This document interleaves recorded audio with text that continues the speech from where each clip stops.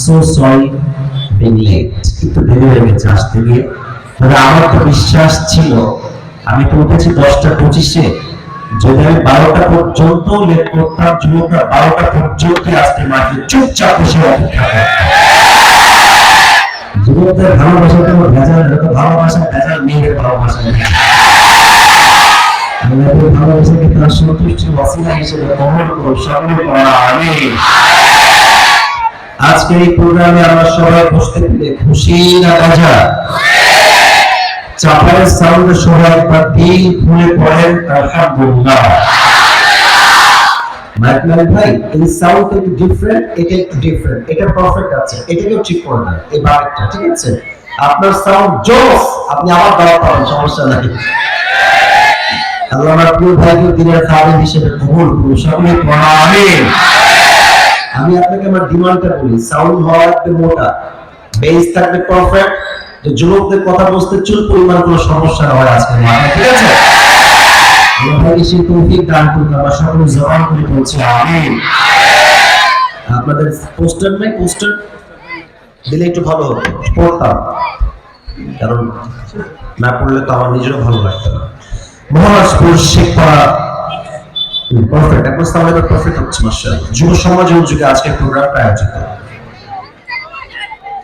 আজকের প্রোগ্রাম আমাদের সভাপতি রয়েছেন হযরত মাওলানা মুহাম্মদ আব্দুল রশিদ, সহকারী সুপার বিদিপুর দাখিল মাদ্রাসা চাঁপাইনবাবগঞ্জ। ভাই আর কিচ্ছু লাগবে না, knowledge perfect, keep it continue রাখেন। আল্লাহ তাআলা স্যারকে কবুল করুন, আমরা সকলেই দিল খুলে জবান খুলে বলছি আমিন। এটা চাপায়ের আমিন মানে জোরে করে সবাই আমিন। স্যার কি আসছেন? আপনি ও মাশাআল্লাহ আমার পাশেই বসে আছে। আল্লাহ তাআলা দিনের খাদেম হিসেবে কবুল করুন, আমিন। আচ্ছা, একজন ভাই আমাদের হোয়াটসঅ্যাপে যোগাযোগ রেখেছেন, আমার ভাই কোথায় আছেন? হোয়াটসঅ্যাপে যোগাযোগ যে ভাই করেছেন, আসসালামু ভাই, মাশাআল্লাহ। আপনার নাম ছিল কি? আমার নাম মোহাম্মদ রনি। রনি ভাই আসেন। দ্য মোস্ট ডিসটেন্ট পারসন, অনেক ভদ্র মানুষ আমার রনি ভাই, অলওয়েজ আমাদের সাথে কথা যোগাযোগ সবসময় কথা বলেছে। আল্লাহ রনি ভাইকে ইসলামের খাদেম হিসেবে কবুল করুন, সকলে জবান দিয়ে পড়াবে। পোস্টারটা পড়লাম জাস্ট ফর্মালিটি হিসেবে, ভালোবাসার সাথে। তবে হ্যাঁ, আজকে যে পরিবেশ দেখতে পাচ্ছি, যত মানুষ আজকে মাহফিলে এসেছে, 80% নয় 95% যুবক ভাই আজকে মাহফিলে এসেছে। আমি তোমাদের উদ্দেশ্যে আজকে কিছু কথা বলবো, সবাই শুনলো তো যুবক ভাইরা? ইনশাআল্লাহ শান্তভাবে শুনবা, বেশি করার কোনো প্রয়োজন নেই। প্রথমত আমি আমার মুরব্বী আব্বাজানদের জন্য দিল থেকে দোয়া করি, আল্লাহ প্রত্যেকটা মুরব্বী আব্বাজানকে ইসলামের খাদেম হিসেবে কবুল করুন, আমরা সকলেই জবান খুলে বলছি আমিন। আজকে মাহফিলে কি বাবুরা আসছে? মহারাজপুরের ভাইরা কোনদিকে আছে? দুইটা প্যান্ডেল, তাও জায়গা হচ্ছে না নাকি? মাশাআল্লাহ। আমার প্রিয় মা বোনদেরকে আল্লাহ তাআলা আম্মাজান খাদিজা রাদিয়াল্লাহু তাআলা আনহার চরিত্রবান হওয়ার তৌফিক দান করুন, সকলে জবান করে বলছি আমিন। সর্বশেষ দোয়া করে আমি ভূমিকায় যাব। যত কলিজার টুকরা যুবক যারা আজকে মাহফিলে এসেছে, আমি প্রথমত আল্লাহর কাছে দোয়া করি, আল্লাহ আমি আজ শোনালে তোমার সাউন্ড করাই যায়,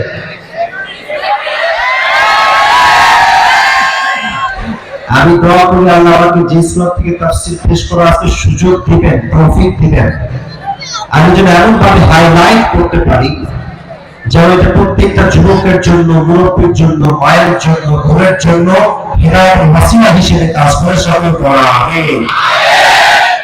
আমি একটা কথা আগেও বলেছি, আজও বলছি, রাজশাহীতে যতগুলো জেলা আছে, আমি এটা কয়েকদিন আগেও বলেছি, আমি সবচেয়ে বেশি ভালোবাসি চাপায়ের মানুষকে। আরেকবার বলে আসছি, আপনি বলবেন যে হুজুর কেন চাপাইকে আপনি এত ভালোবাসেন? কারণ চাপাইয়ের যে ক্রেজ, যে ব্র্যান্ড কোয়ালিটি, এটা কোথাও নাই যুবক ভাই। ব্র্যান্ড বাজে তো মিডিয়ার সাথে পাওয়া যেত, আপনি কালকে চলে যাবেন। রাজশাহীতে যতগুলো জেলা আমি ভিজিট করেছি, নওগাঁ বলেন, নাটোর, পুঠিয়া, যত জায়গা আছে, আপনি চাপায়ে মানুষের যে সাউন্ড পাবেন সিংহের মতো, এটা আপনি কোন জায়গায় পাবেন না যুবক ভাই। That's why I love the people of Japan very much. আমি সবাইকে ভালোবাসি, আল্লাহ সবাইকে কবুল করুন, সকলে পড়া আমিন। ভালোবাসা দরকার আপনাদের কাছে। আপনাদের কারারুটি খাওয়াইছিলাম, আমার খুব ভালো লাগে কারারুটি খাইতে। কারারুটি কি শক্তি খুব বেশি দেখতে ভাই? 80 বছরের বুড়ো মানুষ চাপায় কাজ করে, এখন আমাদের 20 বছর বয়স না। চাপায় কারারুটিটা শক্তি আছে যুবকরা আমার, ঠিক কি না? চাপায় ভাইদেরকে ইসলামের খালি হিসেবে কবুল এবং মঞ্জুর করুন, সকলে পড়া আমিন। সবাই থেকে আসি যান একটা টেকটা সবাই মিলে আল্লাহু আকবার। আজ যে সূরা থেকে আমরা তাফসীর পেশ করব সেই সূরার নামটা আমি একটু পরে উচ্চারণ করছি। আগে বলেন যে কিতাব থেকে তাফসীর পেশ করব আজকে কিতাবটার নাম না আস্তে হয়ে গেছে, বলো সবাই কিতাবটার নাম প্রফেট সাম। আচ্ছা, এই দেশে কোরআনের রাজ কায় কোনো চাই?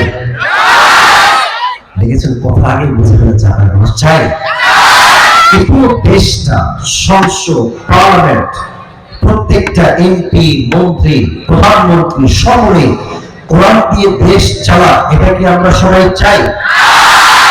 আচ্ছা, চাপার মহারাজপুরের ভাইরা আপনারা বলেন তো, এই কোরআন ছাড়া এই দেশে ইনসাফ ভিত্তিক রাজ কায়েম করা কি সম্ভব হবে? মান হাকামা বিহি আদালা, এই কোরআন দিয়ে যে বিচার করবে সেই তো সঠিক বিচার করবে, এবং এই কোরআনের বাহিরে যারাই যারা জুলুম করবে জাতির উপরে জুলুম হয়। আচ্ছা, একটা এক্সাম্পল দিই। এখানে যারা বসে আছেন বেশিরভাগই যুবক। আচ্ছা, এদিকে তাকান। আমি আজকে চাপায়ের মহারাজপুরে একজন যুবকের হাত এক কোপ দিয়ে কেটে ফেললাম। কথা কি বোঝা যায়? বামে সাউন্ড পারফেক্ট, আপনাদের সাউন্ড নাই কেন? বোঝা যায় কি কেটে ফেললাম?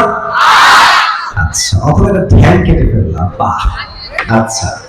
এখন আমাদের দেশের তথাকথিত যে আইন রয়েছে, দেশের আইনকে আমরা শ্রদ্ধা করি, শ্রদ্ধা রেখে বলছি যে আইন রয়েছে সেই আইন অনুযায়ী জজ সাহেব বিচার করলেন।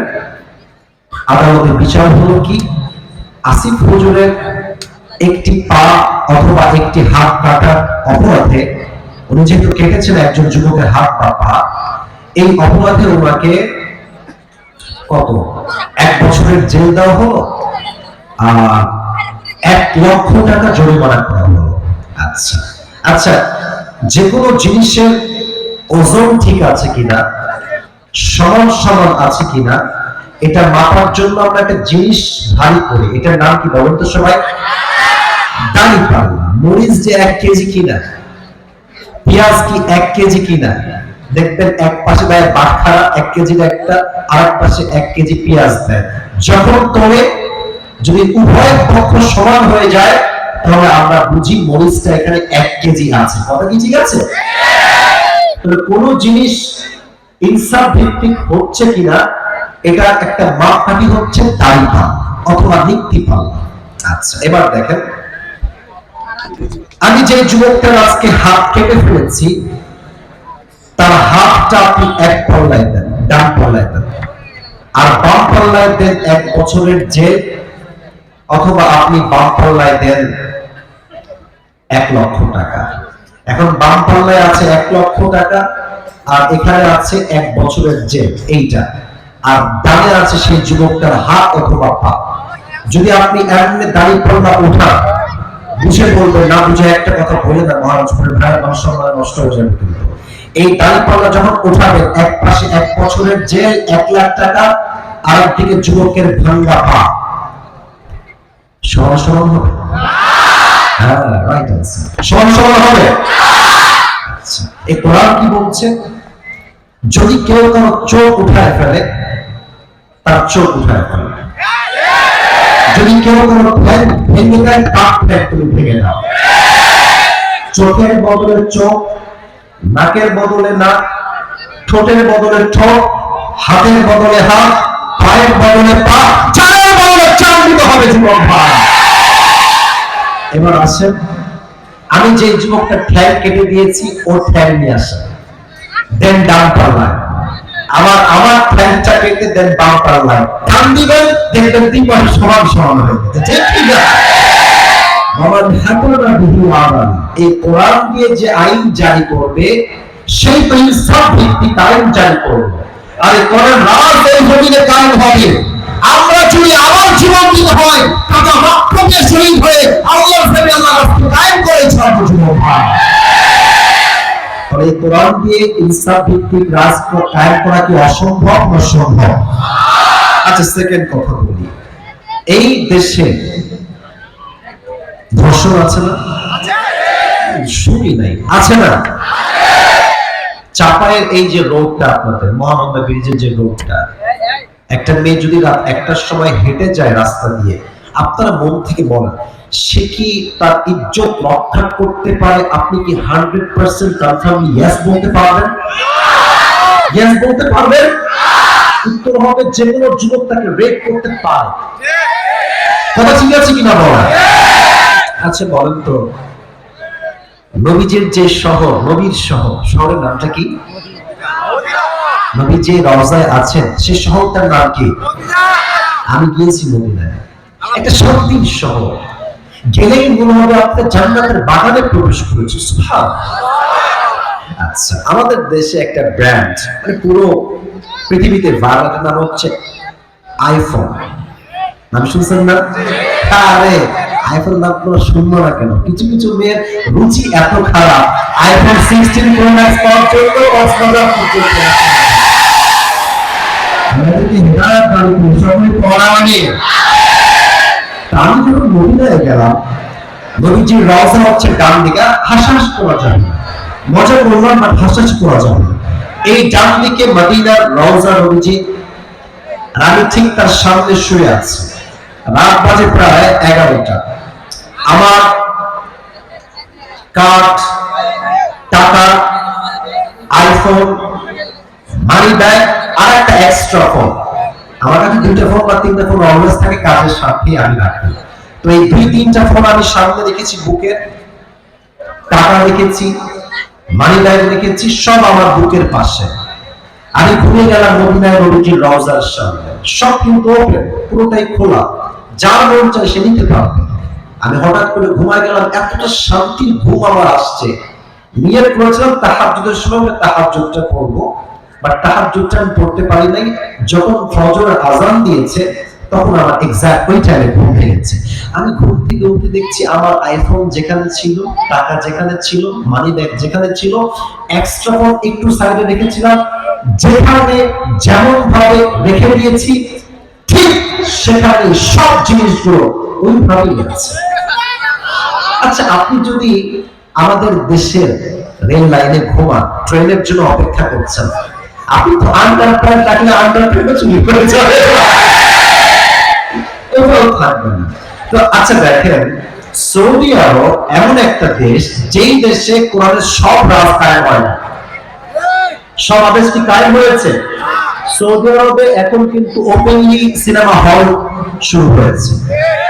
আমরা স্পষ্ট প্রতিবাদ করি, নবীজির শহরে সিনেমা হলটা আমরা একমত বলছি, এটা আমরা বরদাস্ত করতে পারি না। ঠিক কি বলে? তো সৌদি আরবে চুরির ক্ষেত্রে একটা আইন পাস করা আছে, এটা কোরআন অনুযায়ী, ওয়াসারিকু ওয়াসারিকাতু ফাকতাউ আইদিয়াহুমা, চুরি যদি কেউ করে হাত কেটে দাও, এটা কোরআন আইন আছে। তো এই একটা আইনের জন্য সৌদি আরবে চুরির সংখ্যা পুরো পৃথিবীর চাইতে কম। সুবহানাল্লাহ পড়ার সময় একটা বিধান কোরআনের আইন জারি করেছে, চুরি হয় না, ডাকাতি হয় না, ধর্ষণ হয় না, জেনা হয় না।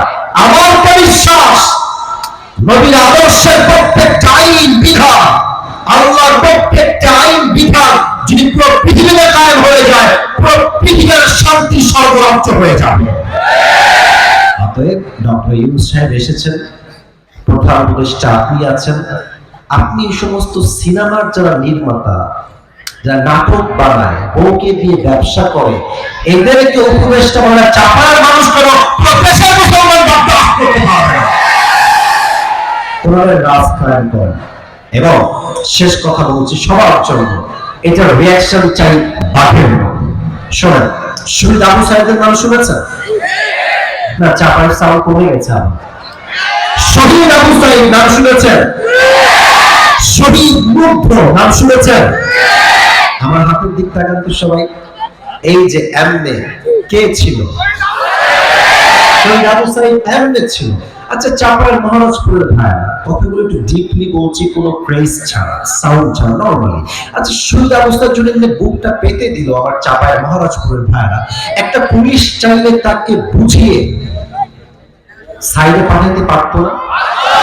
হ্যাঁ, বড়সড় পারতো না। কিন্তু শত শত মিডিয়ার সামনে সোজা তার বুকে গুলি চালিয়েছে।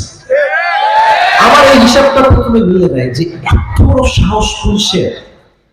পরে হিসাব করে দেখলাম এটা কোনো পুলিশ নয়, এরা হচ্ছে সরকারের পা চাটা দালাল। আর তো বিষয় বুঝে আসলো। আপনারা ভয় টয় পাচ্ছেন না তো? এদিকে কোনো সাউন্ড নাই, ভয় টয় পাচ্ছেন নাকি আপনারা? আগে হক কথা বললে বলতো রাজাকার, জঙ্গি, মৌলবাদী। বেটা, আজ সাহস থাকলে একবার বল, তো পিঠের চামড়া একটাও থাকবে না। যখন গুলি করলো ওপেনলি, হাজারো মানুষ লাইভে দেখলো, ব্রডকাস্টে দেখলো, ফেসবুকে দেখলো, টিকটকে দেখলো, ইনস্টাগ্রামে দেখলো, ইউটিউবে দেখলো। জনগণ চাচ্ছিল যে দেশে আমরা কোটার সংস্কার চাই। আর যখন গুলি চললো তার বুকের উপরে, আল্লাহ বললেন এবার শুধু কোটার সংস্কার না, এরপর দেশটা নতুন করে সংস্কার হবে। আল্লাহ বলছেন জালিমকে আমি পতন ঘটাবো, তোর কোন বাপ আছে ঠেকা? আপনারা সবাই শহীদ আল্লামা দেলোয়ার হোসেন সাইদি হুজুরের নাম শুনেছেন না? এত আস্তে বললেন কেন? বাঘের মতো কথা শুনেছেন না? সাইদি সাহেবের যখন জেল হয় প্রথমের দিকে, মুরব্বীরা জানেন এই কথা, এই চাপাই থেকে হাজার হাজার যুবক, হাজার হাজার মায়েরা সাইদি সাহেবের মুক্তির জন্য রোজা পর্যন্ত রেখেছে। যুবক চাপাই মানুষের ভালোবাসা, no comparison. There is no comparison with the people of চাপাই। চাপাইয়ের তুলনা একমাত্র চাপাই দিয়ে সম্ভব, ঠিক কিনা বলেন?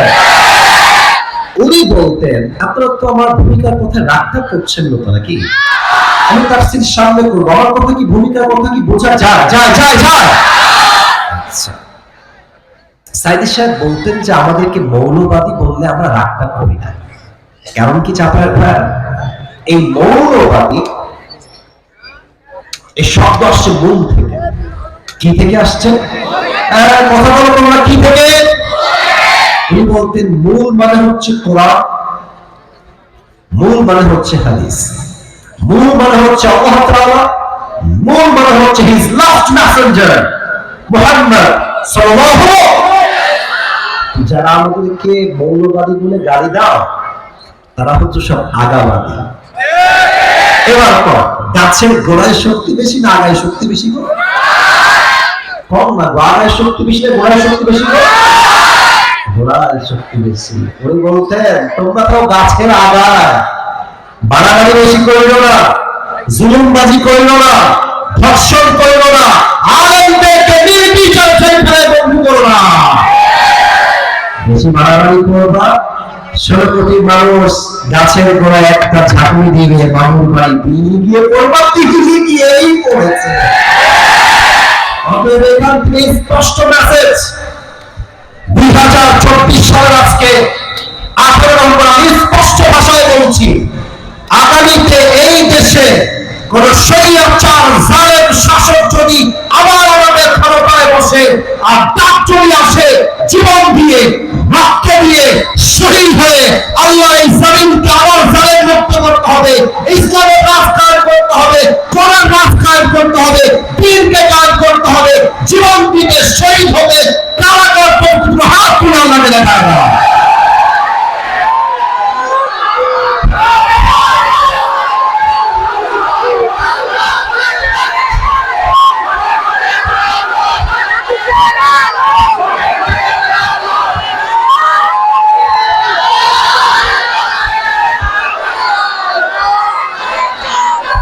মাশাআল্লাহ, কবুল করুন, সকলেই মন খুলে পড়া আমিন। তাকবীরটা অনেক ভালো ছিল, বেস্ট পারফরম্যান্স, বাট আমি একজন যুবককে চাই, একজন, জাস্ট ওয়ান পারসন, একজন, একবার সুযোগ হবে, একবার দিবা, কিন্তু বউ থাকা যাবে না, সিঙ্গেল হওয়া লাগবে। খালি এক তাকবীর দাও, যে কোনো একজন জোরে সোরে দাও তাকবীর।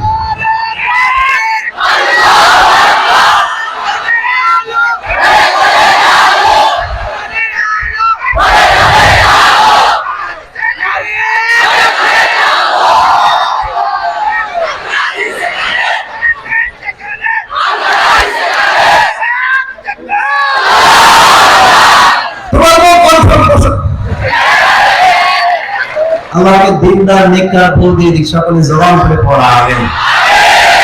আজকে মাহফিলে বউ আছে কি আপনারা একটু ভাবতে হবে দেখি। আচ্ছা, বউ আছে, শীতকালে খুব ঠান্ডা আরামে মজায় আছে, তাই না? হাত নয়, এবার বউ নাই, খুব কষ্টে আছে, সিঙ্গেল না, কারা হাত নেই। সোনামণি খাও বউ, সত্যি নাই? আহা গো, সিঙ্গেল তো সবচেয়ে কষ্টে আছে আমার জীবন ভাই। আপনার টাইম থাকতে আপনাদের ভালো মেয়েকে বিয়ে দিয়ে না, ধোয়া খাওয়াকে বিয়ে দেন, ধোয়া থেকে বিয়ে দিয়ে লাভ হবে না। সিঙ্গেল হাত নামো, তিনটা তাকবীর দিব সবাই মিলে, তাকবীর দেওয়া শেষ হবে, তাফসীর শুরু হবে। এই এদিকে না, এদিকে প্রথম তাকবীর দিবেন বিবাহিত ভাইরা, কাশিদের বিবাহিত ভাইরা, দেখবো আজকে জিতে যায় তারা। সিঙ্গেল তোরা চুপ থাকো, জাস্ট বিবাহিতরা তাকবীর দেন। লিল্লাহি তাকবীর।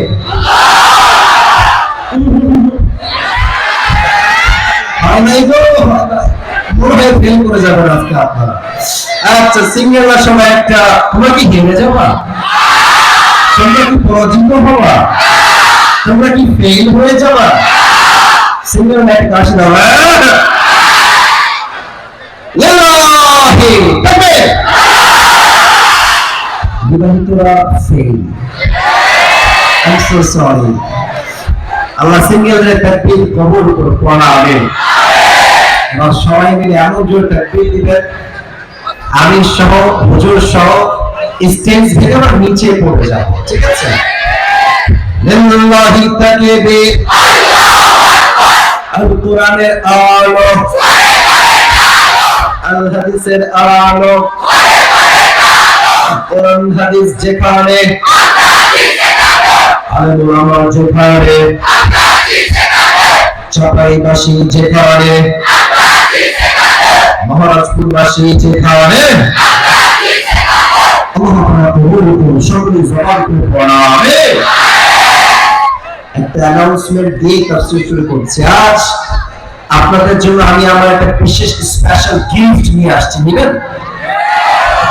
আমি আমার কেনা একটা টুপি নিয়ে আসছি আজকের মাহফিলে। শুনুন দর্শক,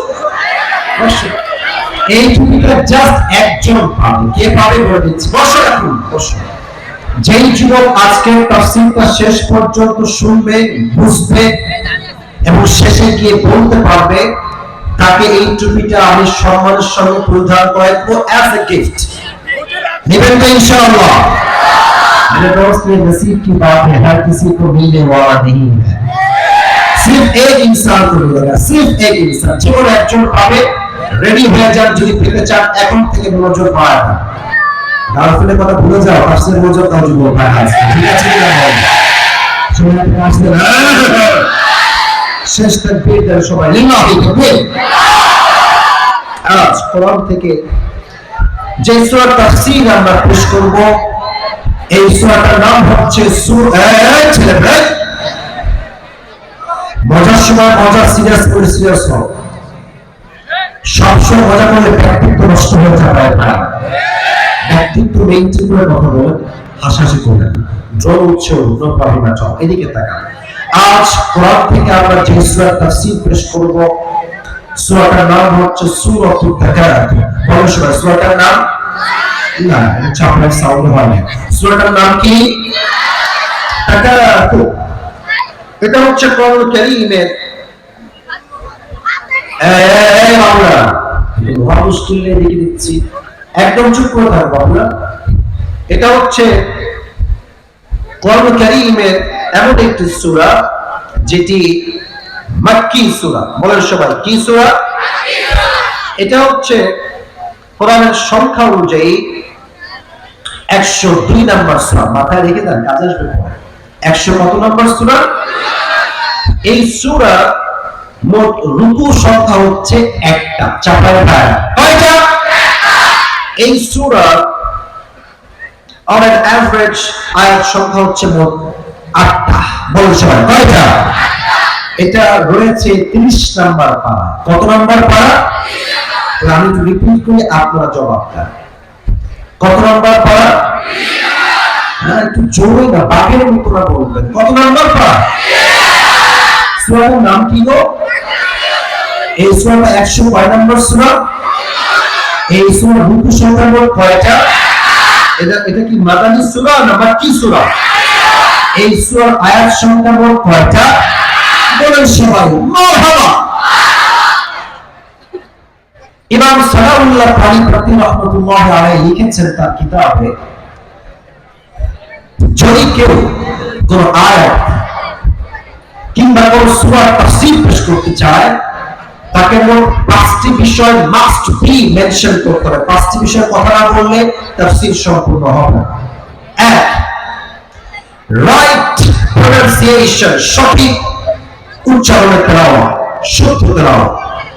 নাম্বার 2 হচ্ছে translation of this Surah or specific আয়াত। যে সূরা আপনি পড়ছেন এই সূরার তরজমা কি হবে, এই আয়াতের তরজমা কি হবে। থার্ড হচ্ছে শানে নুজুল, অথবা বলতে পারেন সেন্ট্রাল থিম বা সাবজেক্ট ম্যাটার। এই সূরা কেন নাযিল হয়েছে, অথবা এই সূরার মূল মেসেজ আমাদের জন্য কি হবে। ফোর্থ হচ্ছে what is the explanation of this surah, এই সূরার প্রত্যেকটা আয়াতের ব্যাখ্যা কি হবে। ফিফথ বা পঞ্চম নাম্বার হচ্ছে what's the lesson that you have got from the surah, এই সূরা থেকে তোমরা শিক্ষা কি পেয়েছো।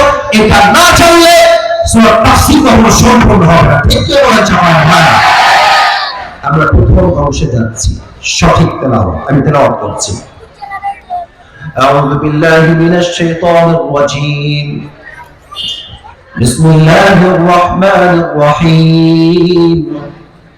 আলহাকুমুত তাকাসুর হাত্তা যুরতুমুল মাকাবির।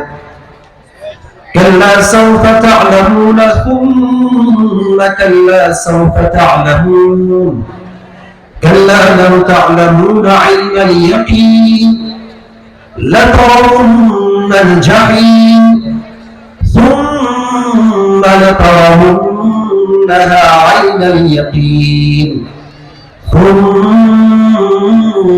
لتسألن يومئذ عن النعيم. الله أكبر. This is the right pronunciation. এটা হচ্ছে শুদ্ধ তেলাওয়াতের প্রথম অংশ। দ্বিতীয় অংশ ট্রান্সলেশন, তরজমা।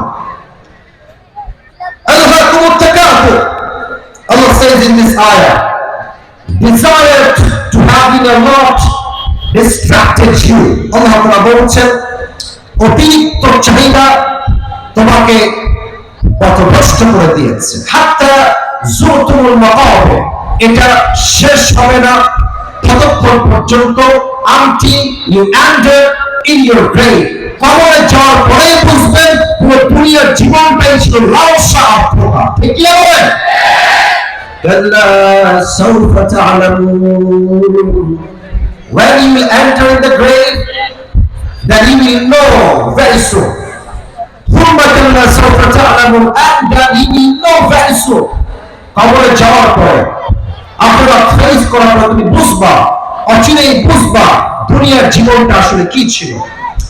5 নম্বর আয়াত আল্লাহ তাআলা বলছেন, কাল্লা লাউ তা'লামুন ইলমাল ইয়াকিন, if you would know about the reality of this world, then definitely you would not be addicted to this world. আল্লাহ বলছেন তুমি যদি আখিরাতকে চিনতে পারতে, রাসূলকে চিনতে পারতে, আল্লাহকে চিনতে পারতে, কোরআন বুঝতে পারতে, তবে তুমি কখনো দুনিয়ার লালসায় মগ্ন হতে পারতে না। ঠিক কি বলেন? লাতারাউনাল জাহিম, indeed Indeed, indeed and verily, you will see the hellfire. অবশ্যই, অবশ্যই, অবশ্যই তুমি জাহান্নামকে দেখবে।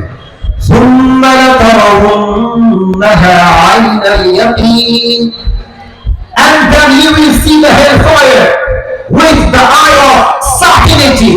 তুমি দেখবা জাহান্নামের আগুন তো সচক্ষে তোমার দিকে ধাও ধাও করে এগিয়ে আসছে। ثم لتسألن يومئذ عن النعيم, and on the day of judgment, Allah will ask you about the worldly blessing, bounties, and mercy, whatever He has given you in this world. শেষ তর্জমা, আল্লাহ বলছেন কিয়ামতের কঠিন দিনে তোমাকে আমরা যত নিয়ামত দুনিয়ায় দিয়েছে, টাকা পয়সা, ধন সম্পদ, বাড়ি গাড়ি, সন্তান সন্ততি, স্ট্যাটাস, বউ, সব কিছু দিয়ে তোমাকে হিসাব নিবে একজন। আওয়াজ দিয়ে বলেন তো সবাই, তিনি কে? এবার আসুন 3 নম্বর বিষয়। এখন থেকে মনোযোগটা বাড়ায় না, সব এক সময় তাকবীর দেন, লিল্লাহি তাকবীর। এটা লাস্ট ওয়ার্নিং দিচ্ছি, যদি ওয়াজ করা অবস্থায় একজন যুবক কিংবা মুরব্বী উঠে যায় ওয়াজের মাঝখান থেকে, মুরগির টাইনা ধরে বসাই দিবে। এখানে আরম যাইতো, গরম যাইতো, হুতম যাইতো, বাট উঠন যাইতো না। ঠিক আছে কিনা বলে? সবাই তাকবীর দেন, লিল্লাহি তাকবীর। এই সূরা সেন্ট্রাল থিম বা সাবজেক্ট ম্যাটার হচ্ছে we have to go back to our Lord. যতই যুবক হন, যতই মুরব্বী হন, একদিন না একদিন ফিরতে হবে এক সত্তার কাছে। আওয়াজ দিয়ে বলেন তো সবাই, তিনি কে? আচ্ছা, আমার দিকে সবাই তাকান তো, আমার দিকে। আমার চেহারা দেখেন না, আমার জামা কাপড় দেখেন। আমি একটা কথা বলি আপনাদের সবাইকে, রাগটা করবেন না তো আপনারা সবাই। দুনিয়াবি সাজ সজ্জা গ্রহণ করা যদি আপনার অর্থ থাকে, আবার বলছি, আর রিপিট again, যদি আপনার মান্থলি ইনকাম হয় 3 লাখ টাকা, আপনি একটা ভালো জামা পরবেন, এটার মানে এটা নয় যে আপনি অহংকার। বরং যার অর্থ আছে সে যদি তার অর্থকে ভালো কাজে ব্যয় না করে, তাকে প্রত্যেকটা হিসাব নিবে একজন। আওয়াজ করে বলেন, তিনি কে? আমার এই জুব্বাটা একটা ব্র্যান্ডেড জুব্বা, নট শো অফ, নট কোন ভাব, বুঝাচ্ছি কি দেখেন। এই ঘড়িটা, এটা একটা ব্র্যান্ডেড ঘড়ি।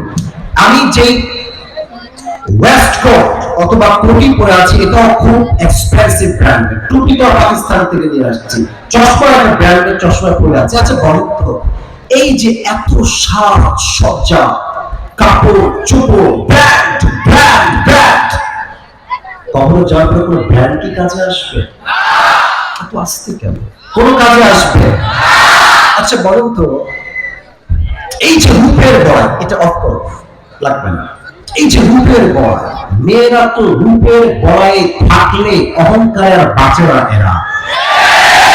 কিছু মেয়েদের রূপ নিয়ে একটু বেশি অহংকার করে, দুভাই কপালে ভালো কোনো যুবক জোড়া সব টাকলার সঙ্গে বেরিয়ে হয়। এই যে রূপের বয়, দেহের বয়, চামড়ার বয়, সাজসজ্জার বয়, এই সব কিছু নিমিষে মৃত্যুর মাধ্যমে কেড়ে নিবে একজন। আওয়াজ দিয়ে বলেন তো সবাই, তিনি কে? রূপেরই গৌরবে সাজিয়াছ সাজ, সোনাদানা ততিয়া রাজকী পোশাক, যেদিন প্রাণ চলে যাবে সবই পড়ে হবে, যেদিন প্রাণ চলে যাবে সবই পড়ে হবে, গায়ে দেবে মার কি নথন রে মোনার। সবাই কেন একদিন মাটির ভেতরে হবে ঘর রে মোনার, কেন বাঁধো দালান ঘর। ঠিক না বলে যুবক ভাই? সাজ সজ্জা, সুন্দরী নারী, চামড়া, সারা সবকিছু নিমিষে মৃত্যুর পরে একদিনে গলে পচে নষ্ট হয়ে যায়। ঠিক কি? আসলে আমরা আয়াতের ব্যাখ্যায় যাই। আল্লাহ তাআলা বলছেন, আলহাকুমুত তাকাসুর, অতিরিক্ত চাহিদা তোমাকে পাগল করে দিয়েছে। এখানে যে আছে আল্লাহ, এখানে আলেমরা আছেন, আপনারা সবাই জানেন যে আল্লাহ হচ্ছে in Arabic it is past tense verb, অতীত ক্রিয়া বোঝায়। আল্লাহ বলছেন তোমরা পথভ্রষ্ট হয়ে গেছো তা নয়। তর্জমা বুঝতে হবে ভাই, আমার পথভ্রষ্ট হয়ে গেছো তা নয়, পথভ্রষ্ট হবা তা নয়, তোমরা এখনই পথভ্রষ্ট আগের থেকে হয়ে বসে আছো। এটাকে আমি বললাম না কে বলেছে? কথা কম, কে বলেছে? এখানে লাহুন একটা শব্দ আছে, এই শব্দের ব্যাখ্যা আমি তাফসীরে পেয়েছি মোট দুইটা। এক, লাহুন মিন্স এন্টারটেইনমেন্ট, চিত্ত বিনোদন। যেমন কোরআনে আল্লাহ বলেছেন ইয়ালামু আন্নামাল হায়াতুদ দুনিয়া লা'ibun ওয়া লাহব, you have to know the worldly life is nothing more than play and entertainment. এই দুনিয়ার পুরো জীবনটা খেল তামাশা চিত্ত বিনোদন ছাড়া আর কিছুই হতে পারে না। ঠিক না বলে? আরেকটা অর্থ আপনারা ভালো করে বুঝবেন, অনেক মেয়ে দেখবেন মাহফিলে আসে ওয়াজ শুনতে। আমি নিজে আমার ফেসবুকে মেসেজ দেখেছি, মহিলারাই মেসেজ দিয়েছে যে হুজুর আপনি ওয়াজ করেন মাহফিলের স্টেজে, আর মাইয়ারা ফেসবুকে এখানে বসে বসে চালায়। অনেক মেয়ে পর্দার আড়ালে বসে বসে টিকটক চালায়, এটাও আমি মেসেজ পেয়েছি। এটাই হচ্ছে লাহুন। লাহুন মানে কি তাহলে? লাহুন means which keeps you busy and takes you away from something that you are actually supposed to be doing. লাহুন মানে হচ্ছে এমন একটা বিষয় যেই কাজটা আপনার করার দরকার ছিল ওই মুহূর্তে, ওই কাজ বাদ দিয়ে যদি আপনি ভিন্ন কাজে ব্যস্ত হয়ে যান, ওইটাই হচ্ছে লাহুন। আচ্ছা, ফজরের সময় ঘুমটা বেশি ইম্পর্টেন্ট নাকি নামাজ বেশি ইম্পর্টেন্ট? আরেকবার, শীতকাল তো সামনে, চলেই তো শীতকাল আসছে, বলেন তো ভোর রাতে কম্বল মুড়ি দিয়ে থাকা ঘুমানো কি বেশি জরুরি না উঠে গিয়ে নামাজ পড়া বেশি জরুরি? নামাজ বেশি জরুরি। তা আপনি যে ঘুমায় থাকলেন, এটাই হচ্ছে লাহুন। এই ঘুম আপনাকে আল্লাহর ইবাদত থেকে কাফের করে দিয়েছে। ঠিক না বলে? এটা হচ্ছে লাহুন। এবার আল্লাহ বলছেন, আচ্ছা কথা মনে পড়ে গেল, বলবো সবাইকে না? আমি তো ঘটনা বলতে গেলে তো অনুমতি লাগবে, বলা যাবে সবাইকে? আচ্ছা, আমার কথা কি আপনার শুনতে কোনো বিরক্তি বোধ হচ্ছে নাকি? তাকবীর দেন তো সবাই, দেখবে দেখবে। আচ্ছা, আমাদের তো এটা তো চাপাই জেলা, তাই না? ওদিকে আছে গোদাগাড়ি, তারপরে আছে আমাদের রাজশাহী বিভাগ। আমাদের দেশে একটা জেলা আছে, নাম হচ্ছে সাতক্ষীরা। নাম শুনছেন? কথা আসতে কথা বল, ফ্রিলি কথা। নাম শুনছেন আপনারা? সাতক্ষীরা হচ্ছে একটা জেলা, এর বিভাগের নাম হচ্ছে খুলনা। আমি কিন্তু খুলনা জন্মগ্রহণ করেছি, পরে রাজশাহীতে আসছি। আচ্ছা, সেই দিন আমার প্রোগ্রাম ছিল সাতক্ষীরাতে। আমি আপনাকে আয়াতের ব্যাখ্যা বোঝাবো, দেখেন কেমনি বোঝায়। তো I was going to my program, রাত বাজে 9টা, মেবি 9টা অথবা 8টা। তো এই চাপায়ের যে মহানন্দা ব্রিজের পাশে বাজার টাজার আছে, বাজারে ফুচকা, চটপটি, হালিম আছে। আরে বহু দূরের কথা, এই মাফিয়া দেখবেন চটপটি হালিম বিক্রি করতেছে। আচ্ছা দেখেন, আমি প্রোগ্রামে যাচ্ছি, তো আমার যে ড্রাইভার আমার সামনে থাকে, আমার সহকারী বা আমার বন্ধুরা, আমার বন্ধুর মতোই আর কি। আমি বললাম যে ভাই গাড়িটা থামাও, আমি ওই একটু ফল কিনি। কারণ মাহফিল করতে করতে চেহারা মাঝে মাঝে গাঞ্জা খোরের মতো, প্রত্যেকদিন চাপ প্রেশার, আর ছেলে বলে এত বদমাইশ, এমন ধাক্কা দেয় মাহফিলে উল্টে পড়ে যায়। আমি শুয়ে পড়ি, ওই শুয়ে থেকেই সেলফি তুলি। চিন্তা করেন কি চাপটা আমাদের উপর দিয়ে যায়। তাই বললাম stop the car, I would like to take some fruits, কিছু ফল কিনতে চাই, গাড়িটা থামাও। তো গাড়ি থেকে নামলাম, একটা বাজারে। তো নেমেছিলাম, আগে বুঝতে হবে নেমেছিলাম কি কিনতে? ফল, ফ্রুটস, ফল।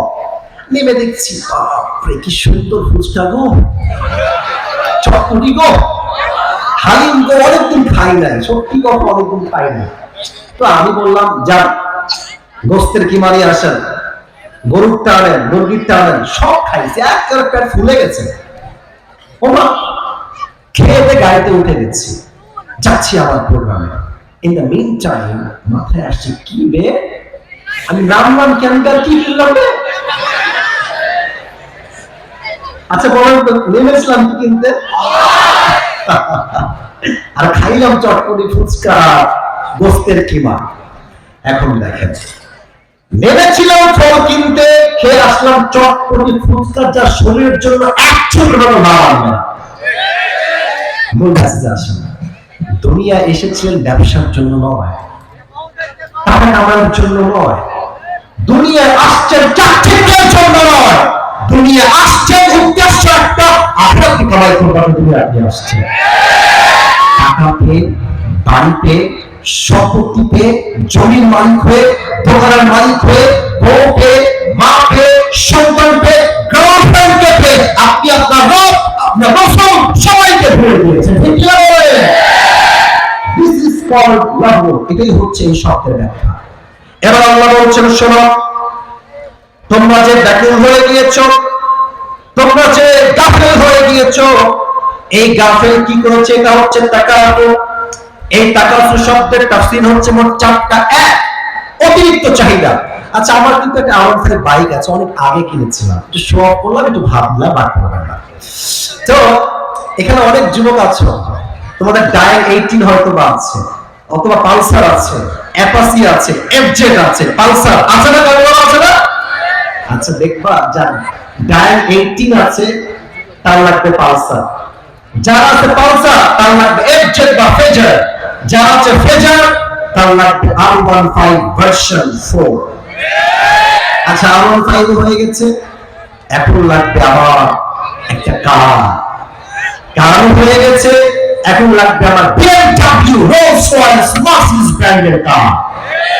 মার্সিডিজ হয়ে গেছে, BMW হয়ে গেছে, এখন লাগবে আমার একটা পার্সোনাল জেট প্লেন বা হেলিকপ্টার।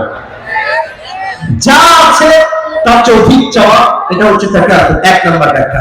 আমার কথায় কেউ বিরক্ত হবে না, ফালতু কথা নয়, প্রত্যেকটা শব্দ হবে আয়াত ভিত্তিক তাফসীরের ব্যাখ্যা। ঠিক কি বলেন? 2 নম্বর ব্যাখ্যা হচ্ছে খুব অসাধারণ। তাকাতুর means, this is really amazing tafsir. Takarrur means competing with others in getting a lot.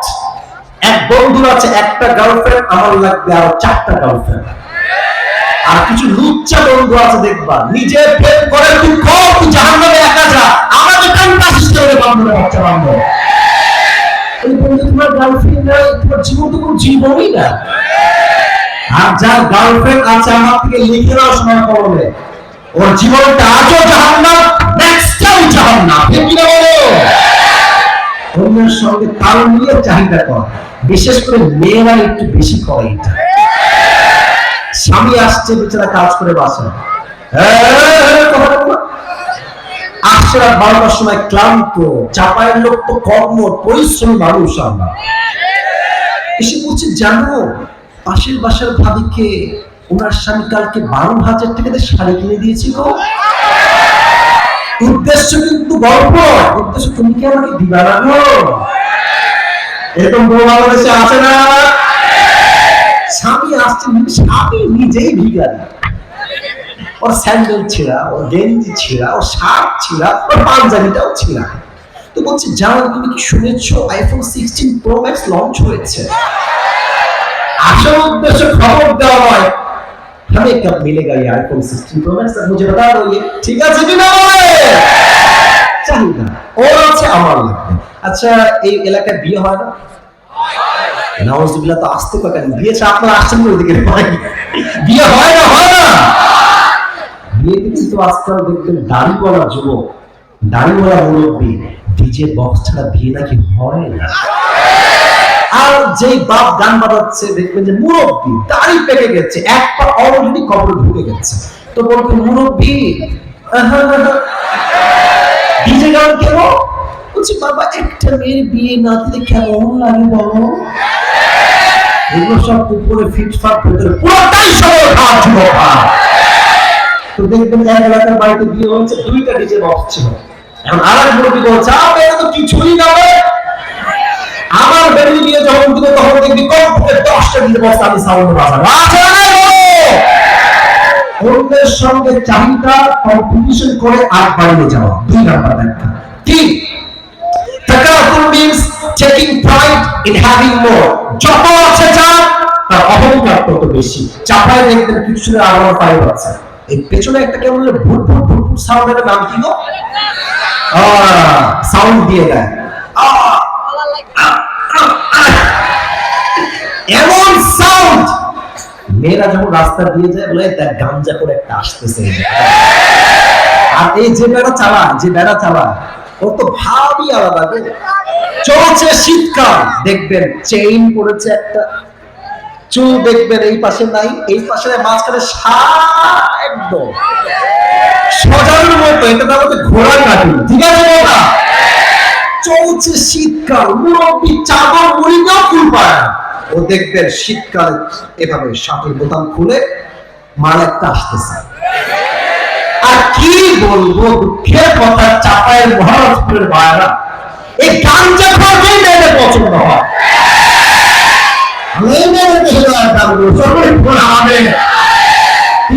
বেশি খাওয়ার জন্য শখ করা, গৌরব করা, অহংকার করা। অহংকার একদিন মৃত্যুর মাধ্যমে মিশিয়ে দিবে একজন। আওয়াজ দিয়ে বলেন তো সবাই, তিনি কে? 4 নম্বর ব্যাখ্যা দিয়ে হাদিসের ঘটনায় যেতে চাই। 4 নম্বর ব্যাখ্যা আরো অসাধারণ। আমরা কি হিন্দু না মুসলমান? আপনারা কিন্তু 12টা বাজতে যাচ্ছে, এমন কোনো আচরণ করবেন না যে আমাকে ওয়াজ এখনই শেষ করতে হয়। আমার দায়িত্ব কিন্তু 1 ঘন্টা আমি আজকে নিয়েছি। 1 ঘন্টা বলবো, তারা বেশি নয়। বাট আমার কথা হচ্ছে সব জায়গায় ফর্ম দিয়ে নয়, ফর্মালিটিস দিয়ে নয়, নিয়ম দিয়ে নয়, কিছু ছেড়ে নিয়ম দিয়ে নয়, ভালোভাবে ওয়াজ করতে হয়। ঠিক কি না বলে? 4 নম্বর হচ্ছে, আগে বলেন, শিওরলি বলেন, আমরা কি বৌদ্ধ না মুসলমান? জোরে দিল খুলে, আরো জবান খুলে, আমরা কি খ্রিস্টান? আমরা কি হিন্দু? আমরা কি বৌদ্ধ? আমরা কি উপজাতি?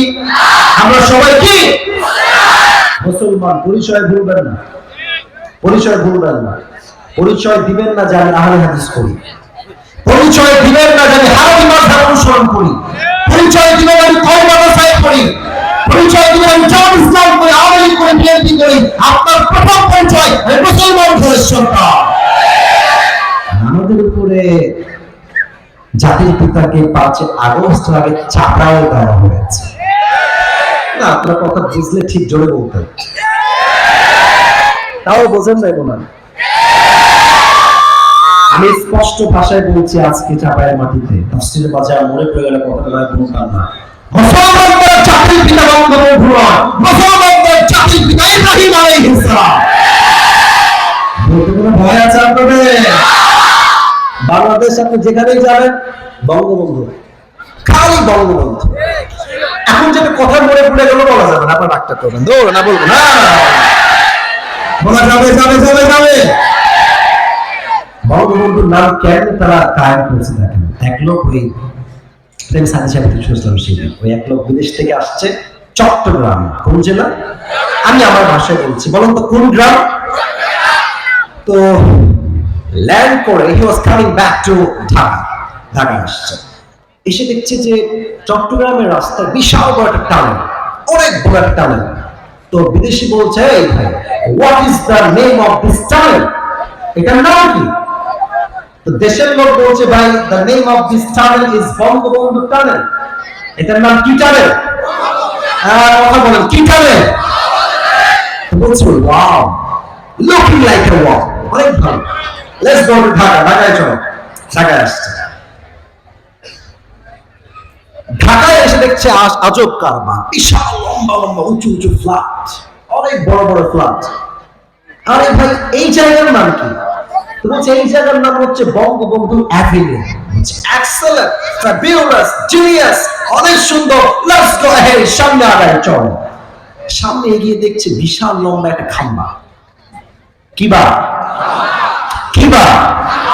লম্বা খাম্বা, গোল করে লাইট, লাইট আর লাইট, লাইট আর লাইট, চতুর্পাশে লাইট আর আলোকিত।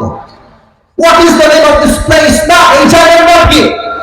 তো দেশের লোক বলছে, এই জায়গার নাম হচ্ছে Bangabandhu stadium. What's happening here? এখানে কি হচ্ছে? বলছে, এখানে একটা ফুটবল টুর্নামেন্ট হচ্ছে, যে দলের টুর্নামেন্ট, এটার নাম হচ্ছে বঙ্গবন্ধু গোল টুর্নামেন্ট। বলছে, ওয়াও, ফুটবল খেলা, let's go and watch it, চলো আমরা দেখি এন্ড এনজয় টুগেদার, চলো আমরা উপভোগ করি খেলাটাকে। এবার বলেন তো সবাই, বুঝে থাকলে, 2 দলে খেলা হচ্ছে, অপোজিট সাইড, দিস সাইড, এই দল এই দল। চাপায়ের মহারাজপুরের ভাইরা, খেলাধুলা একটা হার জিত আছে না? একদল জিতলে না একদল হারবে, আর একদল হারলে আর একদল। তো বিদেশি লোকের কপাল খারাপ, সে ছিল বঙ্গবন্ধু দলের লোক, আর বঙ্গবন্ধু আসলে হেরে গেছে। তো দেখবেন যেই দল হেরে যায়, পক্ষের যে সাপোর্টার থাকে, শ্রোতা দর্শক এমন খেপে যায়, মা শালাকে, অনেকে ডিম মারে, অনেকে ইট মারে, কাকে মারে, ঠিক আছে কিনা বলো? তো এই ব্যাটা বিদেশি ব্যাটা ছিল এই বঙ্গবন্ধুর পক্ষের লোক। এখন বঙ্গবন্ধুর দলের লোক গেছে, ব্যাটা এত টাকা দিলাম, শালারা খেলতেই পারলি না, মা শালাকে মারেছে। আর বঙ্গবন্ধুর এই দলের বিদেশি কপাল খারাপ, ওর কপালে একটা ইট লাগছে, একটা ইট লেগে অজ্ঞান হয়ে গেছে, সেন্স তাই, চোখ বন্ধ হয়ে গেছে এক চান্সে, 2 ঘন্টা সেন্সলেস, কোন সেন্স নাই, জ্ঞান নাই। 2 ঘন্টা পরে চোখ খুলেছে, আমি কোথায়? একজন লোক ডান থেকে বলছে, ভাই আপনি এখন আছেন বঙ্গবন্ধু হসপিটালে। এখন বিদেশি লোক বলছে, ভাই আল্লাহ রক্তে বাঁচায়, একটু পর আপনারা আমাদের বঙ্গবন্ধু কবরস্থানে নিয়ে যাবেন না। তার মানে এই প্রচেষ্টা এমন একটা ভাব যে মুসলমানদের জাতির পিতা বঙ্গবন্ধু, বাস্তবতা এমন নয় মুসলমানদের জাতির পিতা বঙ্গবন্ধু নয়, মুসলমানদের জাতির পিতা ইব্রাহিম আলাইহিস সালাম। আপনি চাই বঙ্গবন্ধুর লোক হন, বিএনপি হন, আওয়ামী লীগ হন, জামাত হন, হেফাজত হন, চরমনায় হন, সর্ষিয়ার হন, আপনি হিন্দু হন, বৌদ্ধ হন, খ্রিস্টান হন, যেই হন, সবার মাঝে একটা বিষয় সেম, সেটা হচ্ছে চাই, আরো চাই, আরো চাই, আরো দাও, আরো দাও, যত দিনে ওর মন ভরবে না। ও চাই হিন্দু হোক, ও খ্রিস্টান হোক, আওয়ামী লীগ হোক, বিএনপি হোক, জামাত হোক, একটা আসছে আর একটা চাই, আর একটা আসছে আর একটা চাই। তার মানে চাওয়ার ক্ষেত্রে দল নাই, মত নাই, ধর্ম নাই, সর্বশেষ সবারই একটাই চাহিদা, আরো দাও, আরো দাও, আরো চাই, আরো চাই। আল্লাহ বলছেন এই চাই চাই সভা তোমাকে কবর থেকে গাফিল করে দিয়েছে, ঠিক কি না? এবার আল্লাহ বলছেন হাত্তা যুরতুমুল মাকাবির, এই চাহিদা, এই পাওয়ার আশঙ্কা, এই চাওয়ার আশঙ্কা সেই দিন পর্যন্ত শেষ হবে না যতক্ষণ পর্যন্ত 3.5 হাত মাটির নিচে কবরস্থ না হওয়া। বলেন তো সবাই, ইসলামের দ্বিতীয় খলিফা কি না? আচ্ছা ভয় কেন পান? আমি তো আপনাদের বন্ধু মানুষ। ইসলামের দ্বিতীয় খলিফার নাম কি? ওমর ফারুক রাদিয়াল্লাহু তাআলা আনহু। আমাদের তো আগের প্রধানমন্ত্রী, আমাদের মাননীয় গণতন্ত্র জান্নাতি প্রধানমন্ত্রী, উনি তো শুধুমাত্র দেশের, এই দেশের প্রধানমন্ত্রী, তাই না? আর ওমর ফারুক পুরো পৃথিবীর অর্ধেক জাহানের প্রধানমন্ত্রী, পুরো দেশ স্বাধীন, রাজ্যের সম্পদে কোটি কোটি টাকার পাহাড়। আম্মা জান আয়েশা বলছেন, এত টাকার পাহাড়, এত কিছু সম্পদ আছে, ওমর উচিত নিজের পোশাক, জামা কাপড় চেঞ্জ করা। আম্মা জান আয়েশা বলছেন। এবার আমি ডাকতে বলছি, আয়েশা খবরদার, এই চিন্তা আপনি করবেন না। ওমরের যে মোরামাইট, ওর জীবন থাকতে দুনিয়ার চাকচিক্যে এক চুল পরিমাণ আসক্ত হবে না। সুবহানাল্লাহ বলে সবাই। কিন্তু সাহাবায়ে কেরাম মিলে পরামর্শ করছেন, ওর কাছে আমরা সবাই মিলে যাব। আম্মা জান আয়েশা আসলেন, আলী রাদিয়াল্লাহু তাআলা আনহু নিজে আসলেন, ওমর ফারুকের মেয়ে নবীর একমাত্র স্ত্রী আরেকজন তিনিও আসলেন, সবাই আসছে। ওমর বলছে, কি গো, কি হয়েছে আপনাদের, কেন আসছেন? এই রাজেন্দ্র, এই রাজেন্দ্র, ধরো ধরো ধরো ধরো ধরো, এত সহজ না। হ্যাঁ বসো, তোমরা বসো। সবাই তাকবীর দেন, লিল্লাহি তাকবীর। তো বলছে, আপনারা কেন এসেছেন? বলছে, আপনি রাগ করবেন না তো, আপনি খেপে যাবেন না তো? বলছেন, না, আপনারা বলেন কি করতে আসছেন। তো বলছে, আমরা এসেছি একটাই উদ্দেশ্য, আপনি আপনার জামাটা চেঞ্জ করে ফেলবেন, আপনার বাসাটা চেঞ্জ করে ফেলবেন, আপনার ঘোড়া চেঞ্জ করে ফেলেন। এখন রাজ্যে কোটি কোটি টাকার পাহাড়, আপনার চাল, চল, পোশাক, জামা, কাপড়, everything should be qualified and should be expensive, should be the brand. আপনি পড়বেন দামি দামি জামা, আপনার লাঠি হবে রাজের লাঠি, আপনার ঘোড়া হবে সম্মান ঘোড়া। ওমর ফারুক এই কথা শুনে তার পুরো চেহারা রাগে লাল হয়ে গেছে। বলছে তোমাদের কত সাহস, এই প্রস্তাব কে নিয়ে আসছে আমার কাছে, আগে তার নাম বলো। কেউ নাম বলছে না, থপ থপ থপ থপ করে কাঁদছে। তো ওমর ফারুকের যে মেয়ে, উনি তাকে ডেকেছেন, ডেকে বলছে আম্মা জান তুমি এদিকে আসো, তুমি তো নবীর বউ, তুমি নবীর স্ত্রী ছিল, আমাকে বলো তো এদিকে তাকাও, কথা মনোযোগ দিয়ে শোনো। নবীজির বউকে ওমর ফারুক জিজ্ঞেস করছেন আম্মা জান, আমার মেয়ে তো এটা, বলছে তুমি বলো তো নবীজির মোট জামা ছিল কয়টা? তো সে বলছে নবীর জামা ছিল মাত্র একটা। আমি আসিফের কয়টা জুব্বা আল্লাহকে সাক্ষী রেখে বলছে আমি বলতে পারবো না, গুণে বলতে হবে। কয়টা কোটি গুণে বলতে হবে, কয়টা ঘড়ি গুণে বলতে হবে, কয়টা টুপি গুনতে আপনার 30 মিনিট লাগবে। ওয়াল্লাহি শো অফ নয়, আমাদের কোয়ালিটি হচ্ছে আমার চাই। বাট নবী একটা জামা পেয়ে পুরোটা জীবন আল্লাহ শুকরগুজার হয়। আমি বলি সুবহানাল্লাহ। কিন্তু জামা ছিল একটা, তাই না? আচ্ছা বলো তো হাফসা, একটা জামা দিয়ে নবীজি নামাজ পড়তেন কেন? একটা জামা তো নামাজ পড়া সম্ভব না, কারণ গোসল করলে জামা ভিজে যাবে। ভাইরা, কোথায় আল্লাহ রাসূলের জীবন আর কোথায় আমাদের জীবন? ভাই আল্লাহ হাবিব একটা জামা পরতেন, ওইটা যখন ধুতেন টাঙাই দিতেন রাতের বেলা, যখন শুকাতো ওইটা পরেই আবার নামাজ পড়তে আসতেন। একদিন কি হয়ে জানেন, নবীজি জামাটা ধুয়েছেন শেষ রাতে, তো অল্প সময় জামাটা শুকায় নেই, তার আগে বেলাল আযান দিয়ে দিচ্ছে। নবীজি দুই চোখ দিয়ে পানি ঝরছে, বলছে বেলাল আমার তো জামা এখনো শুকায়, আমি তোমার নামাজ ইমাম হবো কেমন করে? আর উপরে তো একজন আল্লাহ আছেন, তিনি বলছেন নবী টেনশন করবেন না, যতক্ষণ পর্যন্ত আপনার জামা শুকাবে না ততক্ষণ পর্যন্ত ফজর ওয়াক্ত শেষ হবে। আচ্ছা হাফসা বলো তো, এটা তো একটা টেবিল, স্টাডি টেবিল। আমাদের বাসায় যে আমরা ডাইনিং এ খাই, ডাইনিং নাম শুনছেন না আপনারা সবাই? ডাইনিং টেবিলের নাম শুনছেন না আপনারা সবাই? টেবিল থাকে, শানদার টেবিল, এই পাশে চেয়ার, এই পাশে চেয়ার, এখানে একটা, এখানে একটা, শানদার খাবার। আচ্ছা হাফসা বলো তো নবীজি কেমনে খেতেন? বলছে নবীজি সব সময় একটা প্লেট নিতেন, দস্তরখান নিতেন, নিচে বসে খেতেন। তো একদিন হাফসা নবীর জন্য একটা টেবিলে খাবার রেখেছেন, টেবিল উঁচা জায়গায়।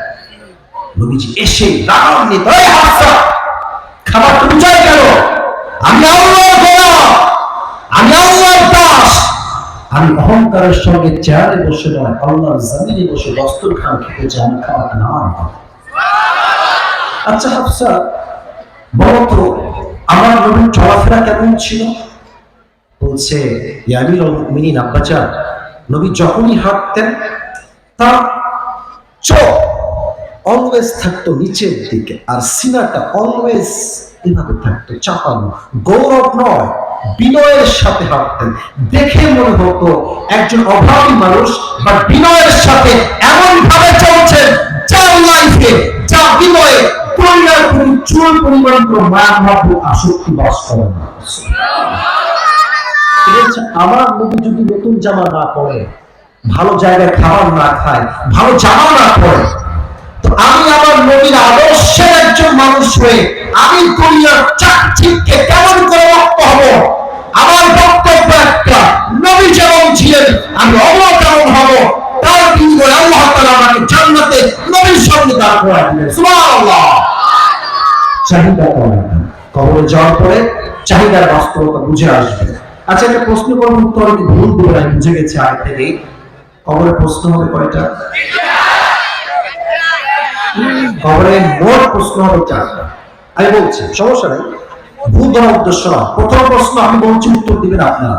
প্রথম প্রশ্ন, আমাদের রবকে, আমাদের রবকে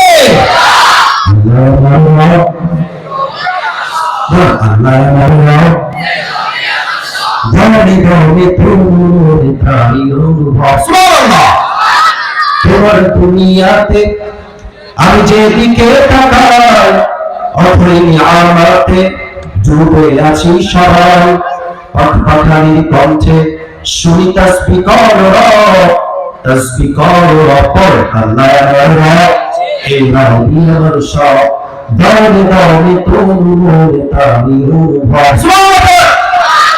দুই নাম্বার প্রশ্ন হবে মহান নবী তাআরিফ রাসূল, তুমি কি চাও ব্যক্তিকে? আমরা বলবো হাদা নবিয়ুনা মুহাম্মদুর রাসূলুল্লাহ সাল্লাল্লাহু আলাইহি ওয়াসাল্লাম। তবে এই জবাব সবাই দিতে পারবে না। আমি আমার ডান হাতে একটা জিনিস ধরবো, এখন বলবো এই জিনিসের নাম কি। এটা আমার মধ্যে কি চাপ? চাপের মহারাজ কোনো সাউন্ড হয় না। এটার নাম কি? এটা সাউন্ড হয়েছে। আমাকে একটা ফিডব্যাক দেন, মন্তব্য করেন আমার দাড়ি নিয়ে। যুবকরা বলবে, সবাই বলবেন, আপনারা বলবেন, আপনারা বলবেন, আপনারা বলবেন।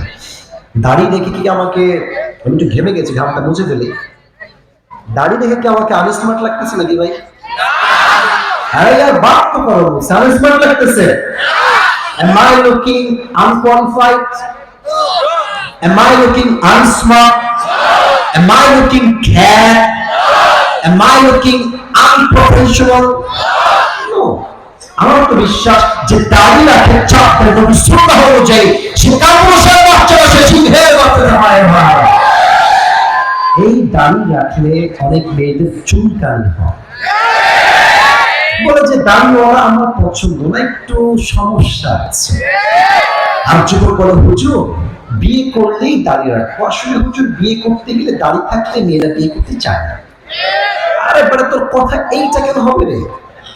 তুই বলবি যেই বেবি আমার দাড়ির জন্য বিয়ে করবে না, ওই বেবি আমার বেহদের জন্য তোমার কাছে চাপায় ভাই। আর যে আমাকে নবীর সুন্নাহে দাড়ির জন্য বিয়ে করবে, সেই বাবাকে আল্লাহ পীরের জন্য ভালোবাসে, আর সেই বাবার বউ হওয়ার যোগ্যতা আছে। এবার বলেন তো আমার নবীর মুখে দাড়ি ছিল কি ছিল না? আমার নবীর মতো সুন্দর কে এই কান্নাতে এই জমিনে আর দ্বিতীয় কেউ হতে পারে? চাঁদের চেয়ে সুন্দর তুমি নবী আমার কামলি হওয়া, দো জাহানের বাদশা তুমি প্যারা নবী সাল্লাল্লাহু আলা, দো জাহানের বাদশা তুমি প্যারা নবী সাল্লাল্লাহু আলা, চাঁদের চেয়ে সুন্দর তুমি নবী আমার কামলি হওয়া। আমরা নবীকে আসলে দেখি নাই, তাই না? কেউ দেখি নাই সচক্ষে। ওটা হচ্ছে বিশ্বাস কি হয় যে নবীর চেহারা চাঁদের মতো সুন্দর ছিল? মন থেকে কর, বিশ্বাস কি হয়? আচ্ছা এই কথা কি বিশ্বাস হয় যে নবীর যে চেহারা ছিল পুরো পৃথিবীর সমস্ত সৌন্দর্য এক করলো নবীর চেহারায় যে ঝলক, যে নূর, যে আলো, যে মাধুর্য, যে কোয়ালিটি আছে, পুরো দুনিয়ার সমস্ত সৌন্দর্য এক দিয়ে করলে নবীর চেহারার সৌন্দর্য হাজার গুণ বেশি হবে। আমি দেখিনি তোমার চোখের তারায়, তবুও কত ভালোবেসেছি। মনের এই ক্যানভাসে তোমার ছবি ভাসে, তোমার প্রেমে যেন পড়েছি। আমি দেখিনি তোমার চোখের তারায়, তবুও কত ভালোবেসেছি। মনের এই ক্যানভাসে তোমার ছবি ভাসে, তোমার প্রেমে যেন পড়েছি। আমাদের কবরের দ্বিতীয় প্রশ্ন উত্তর করতে চাইলে আজ থেকে আজকের এই মাহফিল ওয়াদা করতে হবে, আগামীকাল থেকে আমি আমার দায়িত্বে কখনো নয়, কেচি নয়, আমি চাপ করে আল্লাহ রাসূলের ভালোবাসায় রাখবো ইনশাআল্লাহ। দ্বিতীয় প্রশ্ন শেষ। Third question will be like this. ওমা দিল, তোমার ধর্মের নাম কি? আপনারা বলেন না কেন ভাই? কোনটা সবাই নাম কি? প্র্যাকটিস করেন দিন থেকে। আমার ধর্মের নাম কি? তিনটা উত্তর দাম শেষ। 4 নম্বর প্রশ্ন, এই ভাই তুমি যে জান্নাত তোমার রব আল্লাহ, তোমার রাসূল শেষ নবী, তোমার ধর্ম ইসলাম, how do you know that? What is the source of your knowledge? তুমি জেনেছো কই থেকে গো? বলেন বলেন এক কথা, এইটার নাম। 4টা উত্তর যখন শেষ, আল্লাহ বলবেন এই ফেরেশতা স্টপ, থামো। ওর কবরের সঙ্গে জান্নাতের দরজা খুলে দাও। ওর কবর থেকে তোমরা 70 গজ লম্বা করে দাও। সুবহানাল্লাহ। আমরা কি সেই কবরের শান্তি চাই? আমার তো সবাই শান্তি চাই। আমরা সেই কবরটাকে আমাদের সবার জন্য জান্নাতের বাগান বানিয়ে দিই। সবাই বলো আমিন। এবার বাকি আয়াতগুলো জাস্ট তরজমা করে সামান্য কথা বলে শেষ করছি। আর 5 মিনিট কেউ যদি উঠে যায় কপাল পড়বে। আমাদের একটাই ওয়াদা, আসছি এখানে দোয়া করে একসঙ্গে বাঁচাতে দিব ইনশাআল্লাহ। কেল্লার সৌফাটা you will know very soon and then you will know very soon। আমরা বলছি জানবা, অচিরেই জানবা। কিয়ামতে জানবা, কবরে জানবা, দুইটা জায়গা। এক কবর, এক হচ্ছে কিয়ামত। একটা প্রশ্ন করছি, জবাব দেন। কিয়ামতের দিন প্রথম প্রশ্ন, প্রথম হিসাব কিসের হবে? এদিকে সাউন্ড জোরে, এদিকে সাউন্ড। প্রথম হিসাব কিসের হবে? নামাজ, নামাজ, নামাজ।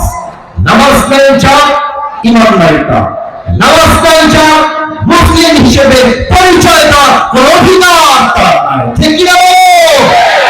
আল্লাহ বলছেন কাল্লা লাউ তা'লামুনা ইলমাল ইয়াকিন, যদি তুমি দুনিয়ার বাস্তবতা বুঝতে, তবে তুমি দুনিয়ার জন্য পাগল হবে না, তুমি আখিরাতের জন্য পাগল হয়ে যেতে, কবরের জন্য পাগল হয়ে যেতে। সুবহানাল্লাহ পড়েন না তো সবাই? লাতারাউনাল জাহিম। তোমার অতিরিক্ত চাহিদা ওই দিন শেষ হবে যখন তুমি দেখবা জাহান্নাম তোমার সশক্ত সামনে, জাহান্নামের আগুন দাও দাও করে চলছে। তুমি দেখবা জাহান্নামের আগুন তোমার দিকে দাও দাও দাও দাও করে ধেয়ে আসছে, তোমার গা থরথর থরথর করে কাঁপবে। সেই দিন আল্লাহ বলবে, এই বান্দারা, তোকে যে আমি এত টাকা দিলাম তুই ব্যয় করলি কোথায়? তোকে যে যৌবন দিলাম, যৌবন ব্যয় করলি কোথায়? তোকে যে এত নিয়ামতপূর্ণ সময় দিলাম, সময় ব্যয় করলি কোথায়? তোকে যে বউ দিলাম, বউয়ের হক আদায় করেছিস কিনা? মা দিলাম নিয়ামত হিসেবে, মায়ের হক আদায় করেছিস কিনা? তোকে নেতা বানালাম, তুই জনগণের টাকা চুরি করলি কেন? আজকে হিসাব চাপার ভাড়া ঠিক আসতে বলুন তো, আপনারা জোরে বলেন। ওই দিন কাদের কাউবা উঠবে কি আমাদের? হাসিনা উঠবে সেই দিন, প্রত্যেকটা জুলুমের বিচার হবে সেই দিন। যুবক ভাইরা, এরা যে কত টাকা মেরে খাইছে কোন হিসাব নেই, আপনার কল্পনার বাইরে। এবার একটা বিষয় খেয়াল রাখেন, ঢাকায় মেট্রো রেল আছে না একটা, শুনছেন না? শুনছেন না আপনারা সবাই? আমাদের উনি বললেন, উনি মানে কি বুঝে পারেন, উনি বললেন যে কয়েকশো কোটি টাকা লাগবে এটা ঠিক করতে। শুনেছিলেন আপনারা? আর কি কান্না গো, একেবারে কত কষ্ট তিনি পেয়েছেন। আসলে আমি কষ্ট পেয়েছি, তোমরা নিজের টাকা করা তো অনেক কষ্ট করে পেয়েছেন, জনগণের টাকা সব নিজের টাকা ছিল এগুলো। তো যাই হোক, উনি বললেন যে 300 কোটি টাকার মতো লাগবে। পরে আমরা শুনলাম 20 কোটিও লাগবে, ঠিক হয়ে যাচ্ছে। তাহলে আপনি বোঝেন এই বাটপারি করে কত কোটি টাকা সরাইছে, আপনি কল্পনা করতে পারেন? এই দেশ থেকে জনগণ 1000 কোটি নয়, লক্ষ কোটি টাকা বিদেশের মাটিতে জুলুম করে পাচার করে দিয়েছে।